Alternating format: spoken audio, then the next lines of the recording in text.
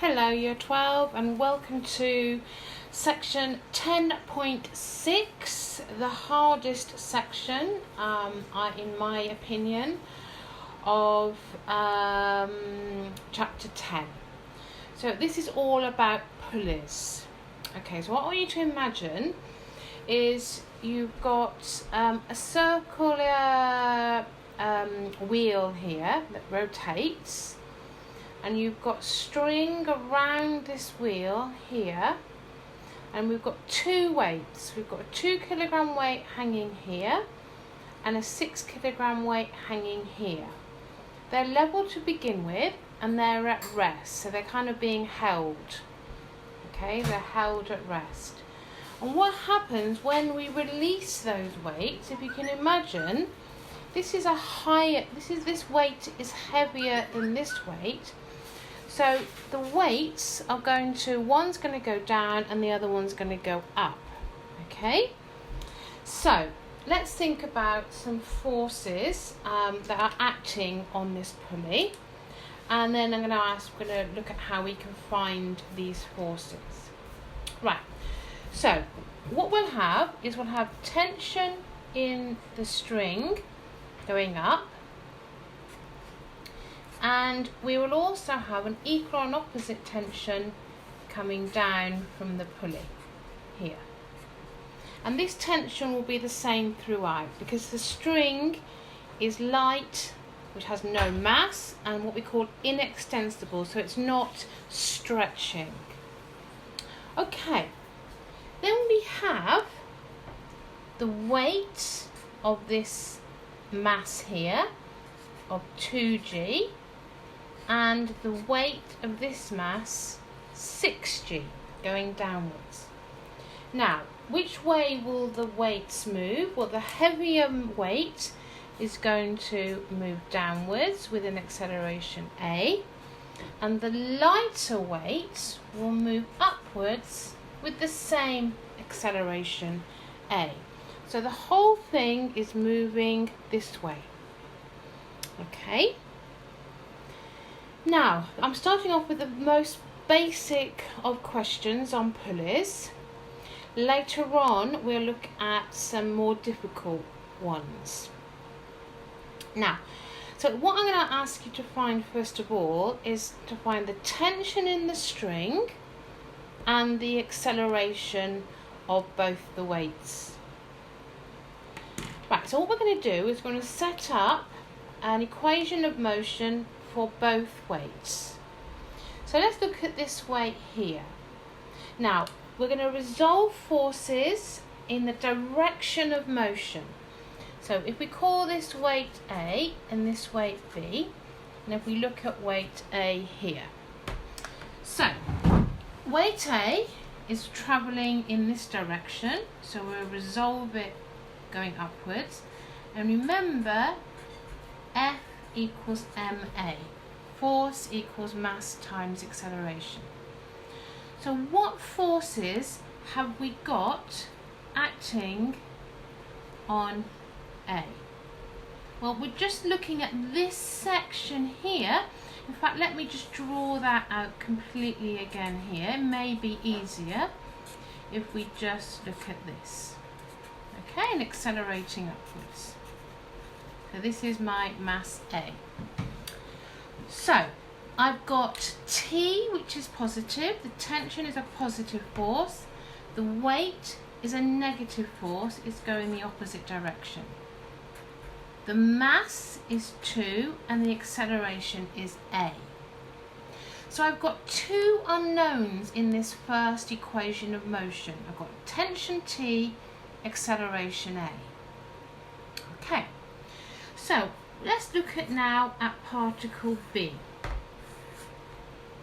So particle B is moving downwards, so I'm going to resolve downwards using the equation of motion F equals ma. If I draw this out separately again, that might help. And again, if this helps you, you do this. Okay, and we've got the acceleration going downwards. So I look at my force. I've got 6g down and t up. So 6g is positive because I'm resolving down. T will be negative.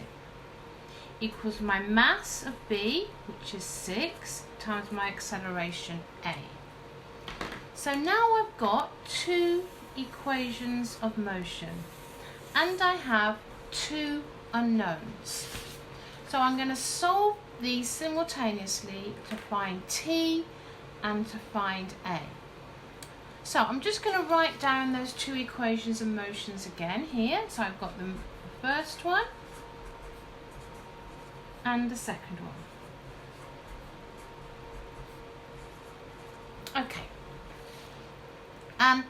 So I can solve these straight away because if I actually just write out these again, but if I write out the t's, if I look at the first one and do it minus 2g plus t and keep this the same, if I call this equation 1 and I can call this equation 2, so what do I do to the two equations to cancel out the t's? And I'm cancelling out the t's because they're both only one t in each case. Well, I'm going to add, because add t add minus t will be no t.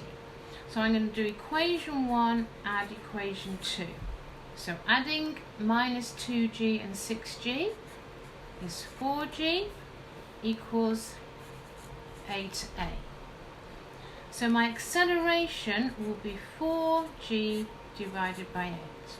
And remember, g to one decimal place, the acceleration due to gravity is 9.8.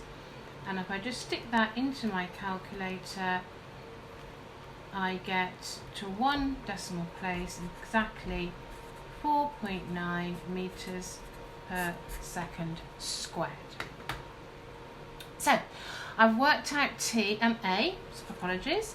So I'm going to sub that back into one of these equations to find T. So let's look at the first equation. This is my first equation. Let's sub it back in. And I'm using the exact, it was exactly 4.9, so I can keep it to that. So T will equal 2 times 4.9 plus 2 times 9.8 plus 2g. If I put all of that into my calculator, 2 times 4.9 plus 2 times 9.8, I will get exactly 29.4. And again, this is a force, so it will be in newtons. Okay, so this is the basics of pulleys. What I did, just to recap, we looked at the motion, equation of motion for this mass going upwards, this mass going downwards. We've got two equations and we solve them simultaneously. Right, so I'm going to give you this a question exactly the same as that now to try on your own. This one here, before I go on to a harder question. So what I would like you to do is draw the pulley, put the masses on. They start at rest, okay, so they're held at rest to begin with. Think about which way the weights are going to go, which one's going to go up, which one's going to go down. Put your forces on the diagram. Go back to my example if you're not sure, and then find the acceleration and find T from your two simultaneous equations. So pause, have a go, and then I'll go through the solutions. Okay, so I hope you've had a good go at doing that, guys. I'm just going to put my forces in here. T, T, T from the pulley. 4g, the weight going down. 2g, the weight going down. It will move with the 4 kilograms going downwards because the 4 is heavier than the 2. So this is the way it will accelerate. Really important you get your direction of motion correct. So So if I call this particle A and call this particle B, if I now resolve at particle A going downwards in the direction of motion, F equals ma. I've got 4g going down in the direction, that's positive, minus tension, which is negative because it's going the opposite to acceleration. My mass times my acceleration. Okay, if you look at B, now B is going upwards because it's the lighter weight. Now let's look at F equals ma on B.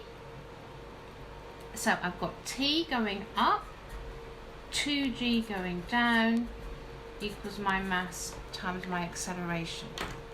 So I've got my two equations, which I'm now going to solve simultaneously. Let's just write those out on a clean piece of paper. 4g minus t equals 4a, and then minus 2g plus t equals 2a. I've just written this second one out, minus 2g plus t, so the t's are underneath each other. Okay, so this is equation 1, this is equation 2. I'm going to add my two simultaneous equations to get rid of the t's. So I'll have 2g equals 6a, so a is 2g divided by 6. So I get this. Just stick that into my calculator. 2 times 9.8 divided by 6 equals, and this is not exact, 3.27 meters per second squared to 2 decimal places. If I go to exact, it was 49/15 meters per second squared. Okay, I'm going to sub that back into one of my equations to find t. I'm going to sub it back into the second equation because t is positive there. So I'm going to sub it back into here. I'm going to use my exact form of acceleration because I don't want any rounding errors. Therefore t will equal 2 lots of my acceleration, add 2 lots of 9.8, stick that all into your calculator, and I'll just work it out. 49 divided by 15 times by 2, add 2 lots of 9.8 will equal 392 over 15 newtons, or to 1 decimal place, 26.1 newtons. Okay, if you spot any mistakes, please let me know. Email me straight back, prize to the first person who spots any mistakes. Hopefully there aren't any. Right, so we've done 2 questions on the starter pulleys. What we're going to look at now is one of the questions from the book in exercise 10E. So this is exercise 10E on page 176. I want you to read through that, please, on question 3. Now, I haven't gone through the example here because Pete Hart in his video goes through that. So that's something else you can watch to get a better understanding of pulleys. Please take time on pulleys. They always have a question on it in every exam, and the first bit is fairly simple, the second bit is tricky. Right, so we're looking at question 3. So what you've got your pulley like this, you've got your particle A, your particle B. M is a greater weight than 3, hence which way will it go? Well, it's going to accelerate downwards because M is heavier. Okay, and what it says in the question, it starts off, I presume it will start off at rest. The particles are released at rest, at the beginning. Release from rest with the string taut and the hanging parts of the string vertical, as shown. So they're held, M and 3 are held at rest. A descends for 1.25 seconds and it hits the ground here, which is 2.5 meters in distance from where it started. Okay, and B, really important, B does not reach the pulley, otherwise things go absolutely pear-shaped if it did. Right, so we've got A going down, B going up. A will hit the ground after 1.25 seconds of being released. And the first question says show that the acceleration of B is 3.2. Now, the acceleration of B will be exactly the same as the acceleration of A. Okay, so I've got some details here about A, and I can use Subat because it's constant acceleration. So sticking Subat, let's see what we've got and what we can find out. Right, so we have the distance it's travelling, 2.5 meters. It starts off at rest. I don't know my final velocity, I'm going to leave that out. I'm asked to find the acceleration, and I know it happens in 1.25 seconds when it hits the ground. So I need my equation, my kinematics equation of motion without my v. So I'm going to use this equation here. I'm going to stick all my results into it, and out pops lovely answer, which is correct. A is 3.2 meters per second squared. So that's looking at the acceleration on A, which will be exactly the same as the acceleration on B. Okay, so good, so far, so good. Right, let's look at what question B asks us. Find the tension in the string as A goes down. Right, so I'm just going to draw my pulley again here.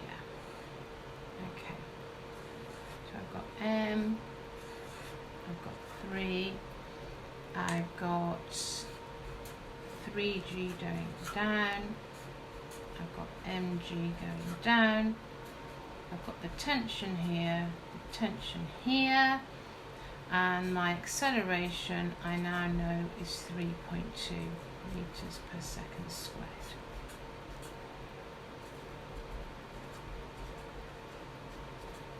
Okay, so I put my forces in. It asks to find the acceleration of A. This is A, this is B. The tension, it asks to find the tension in the string as A goes down. I don't know my maths, do I? But I know that the tension in this string will be exactly the same as the tension in this string. So let's resolve forces at B rather than at A. So I'm just looking at B. So this is what I'm looking at. And it's going in this direction. That's my acceleration. So I'm going to resolve at B. I'm going to resolve at B going upwards using F equals MA. Always write that out, really important. So it's going upwards, so T will be positive and 3G weight will be negative for the forces. So T is positive, 3G is negative. I hope you all understand that. That's what in the past when I've taught people get that wrong. If you're not understanding that and getting that the wrong way around, please tell me and I will support you within a live lesson. We're going to start to do those on Google Classroom. Okay, so I've got T going up, 3G going down equals the mass times the acceleration. And if I work all of that out, I will get the tension to be 39 newtons. Okay, so that's the tension in the string for B, which will be the same as the tension in the string for A. That's part B question. So far, so good. Right, next it says show that M equals 65 over 11. Right, so let's go back to my diagram. So here is my diagram. So now if I look at this part of the pulley, I know my tension, I know my acceleration, it's just my mass I don't know. So I'm going to resolve at A now. So I'm just going to draw that out here, just looking at my mass M. So I know my tension now is 39 newtons, that's my tension going upwards. I know it's moving in this direction and my acceleration is 3.2. This is A, so I'm going to resolve at A in the direction of motion using F equals ma. So what forces have I got? I've got my weight going down, my tension going up, equals my mass times my acceleration, 3.2. Now I know that T is 39, so let's stick that in.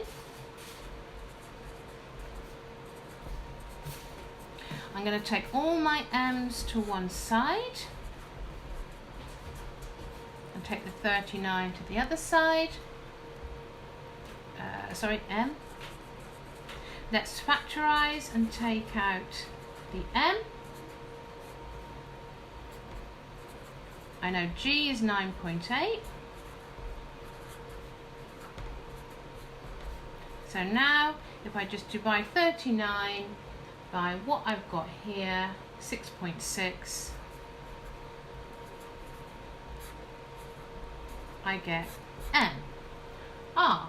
But it doesn't want it in that format. It's saying M is 65 over 11.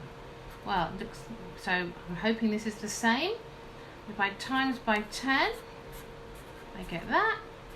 And then if I divide both sides by 6, I will get that. Okay, so I've proved what it asks in the question.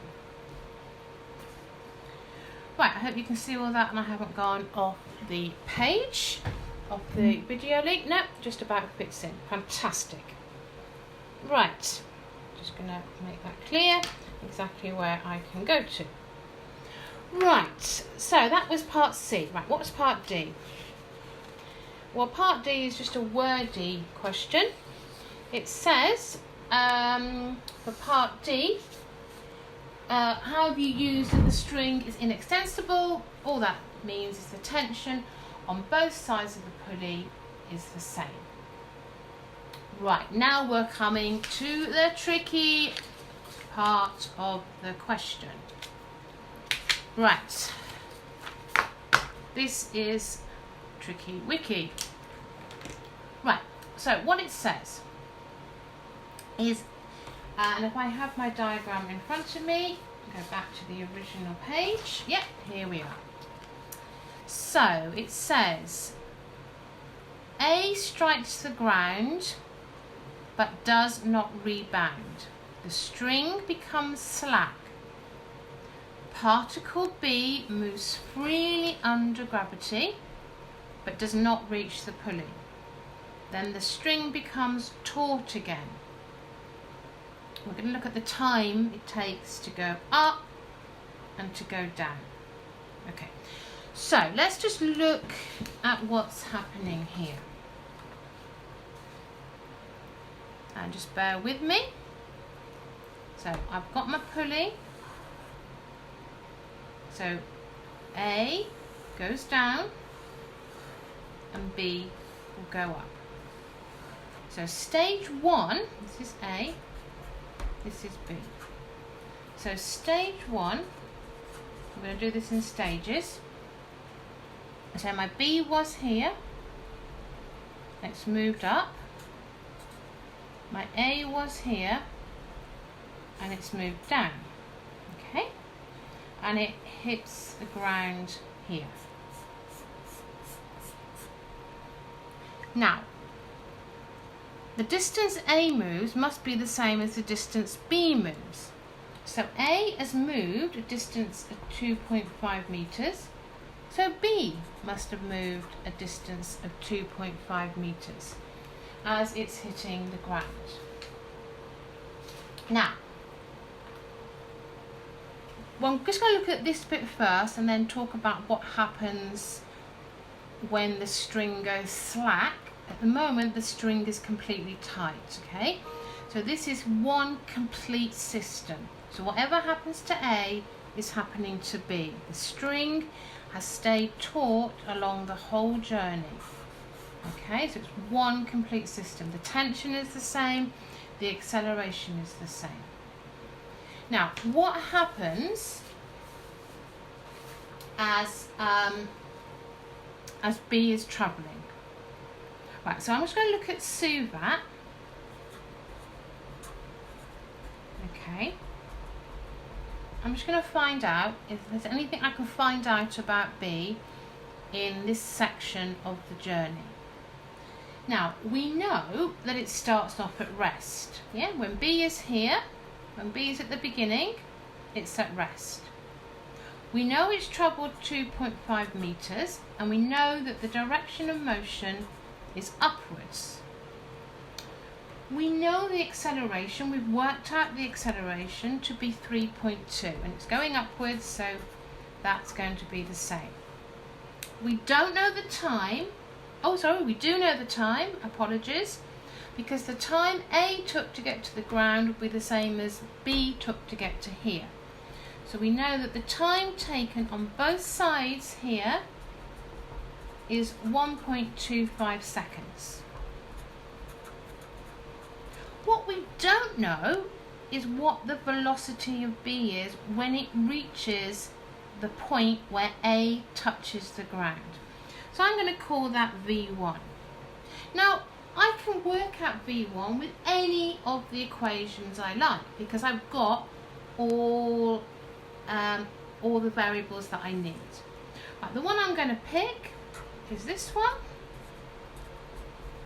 Okay, I'm going to put everything in here and I get my velocity to be 4 meters per second. So the velocity of B is changing.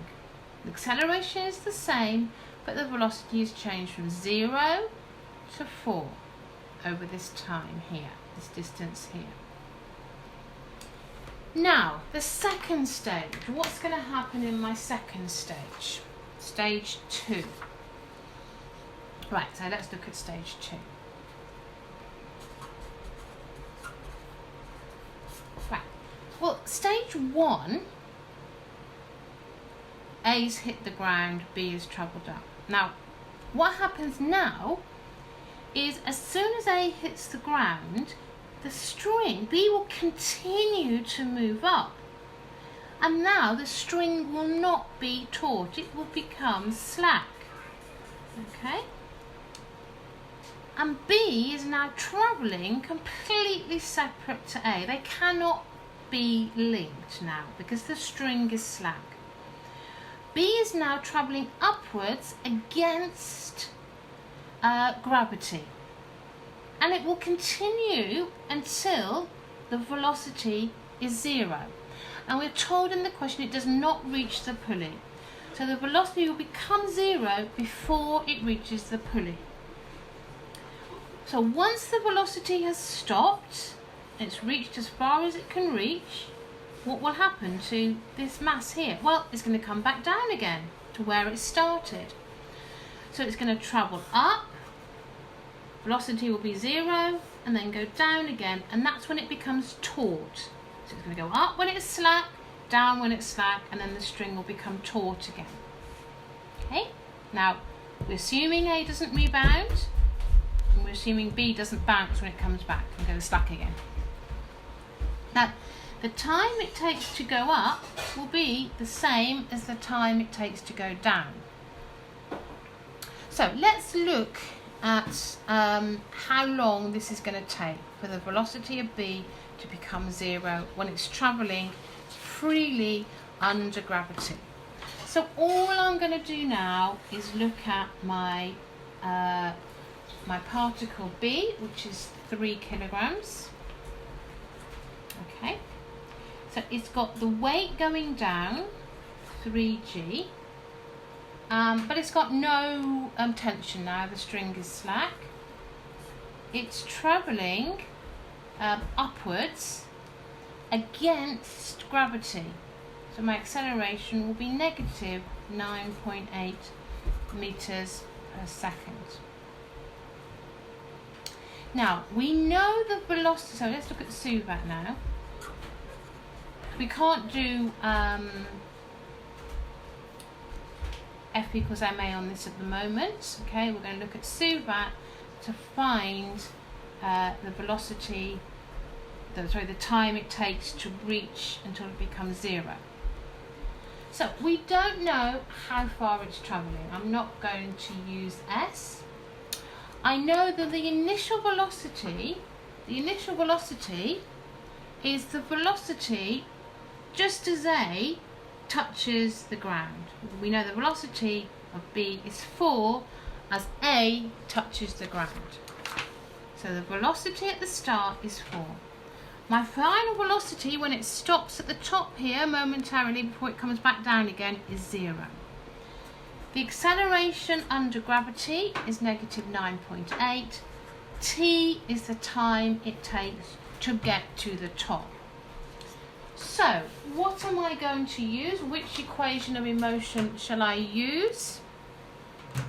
I'm going to use the one without S, V equals U plus AT. And I'm going to stick everything into here, and I eventually get time to be 20/49. Sorry, the fan was on the whole time. I hope it didn't disturb you. So the time it takes to get to the top is 20/49 seconds. It's going to take the same time to get back again and when the string becomes taut again. So the total time from when the string moves up and moves down again will be 2 lots of 20/49 or 40/49 seconds, and to 2 decimal places 0.82 seconds. Right, okay, now that was tricky. I think you should play that again. I think you should have a go at doing that yourself to really understand that. Now, I'm just going to set you 2 questions because there's a lot of listening. It's a long video. Just 2 questions for you to completely understand this. And this is just half of the work in section 10F. Thank you for listening.